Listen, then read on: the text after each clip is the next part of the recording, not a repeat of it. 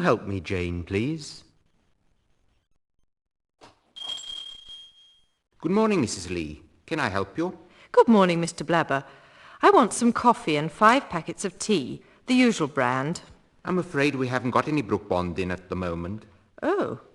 What other brand could you recommend to me, please? Well, we've got Horniman's. That's an excellent tea. It's very much like Brook Bond. Not the same, but very much like it. How much is it? 20 pence a packet. 20 pence a packet. Isn't that rather expensive? Not for what it is, Mrs. Lee. Ask Mrs. Bell. She always buys Horniman's. Here she comes. Good morning, Mrs. Bell. Good morning, Mr. Blabber. Hello, Mary. How are you? Very well, thank you. How are you? Fine, thanks. Nice day, isn't it?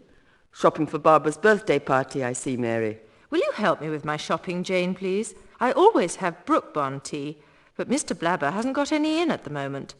Do you recommend Horniman's? Yes, I like it very much. You must try it. Very well. Shall I send 5 packets to your house, Mrs. Lee? No, thank you. You needn't send them to our house. Joe can take them home. This is Joe, our new gardener. How do you do? How do you do? How do you do?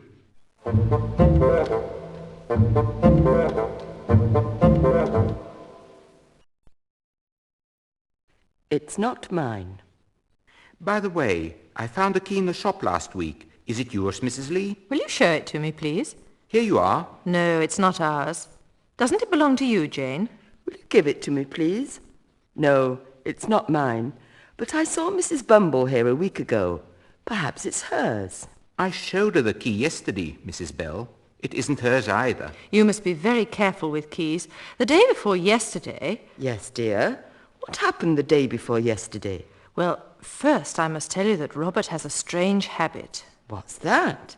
Well, he spent a lot of time on the continent when he was young and picked it up there. He's in the habit of locking the garden gate. How funny. Yes, it is. But it's a habit of his and I don't mind. Because of that picture, is it? Shh! Sorry, Mary. So what happened? The day before yesterday he was in a hurry and forgot to lock the gate. I was in the kitchen with Kate.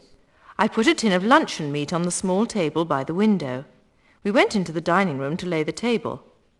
When we went back into the kitchen, the tin was gone. Oh, dear. What happened? The tin of pork wasn't on the small table. We were alone in the house and the window was open.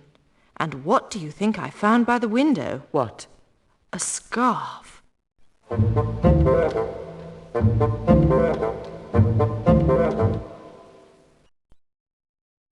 The scarf again. A scarf? Yes, a scarf. It wasn't mine. Barbara looked at it, but it wasn't hers. Did you show it to your husband? Yes, I showed him the scarf, but it wasn't his. And it didn't belong to Dick either. Well, whose was it then?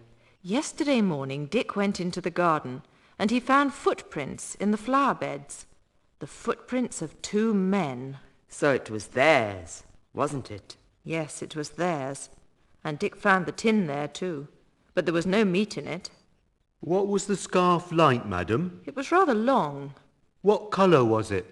Black and green. Why? Oh, yes, then it was Fred's. Fred? Who on earth is Fred? Fred's a friend of mine. Fred's a brother of mine. He's my little brother. He's 5 years old, you know. And I bought him a black and green scarf for his birthday. And my sister gave him a yellow coat and grey trousers.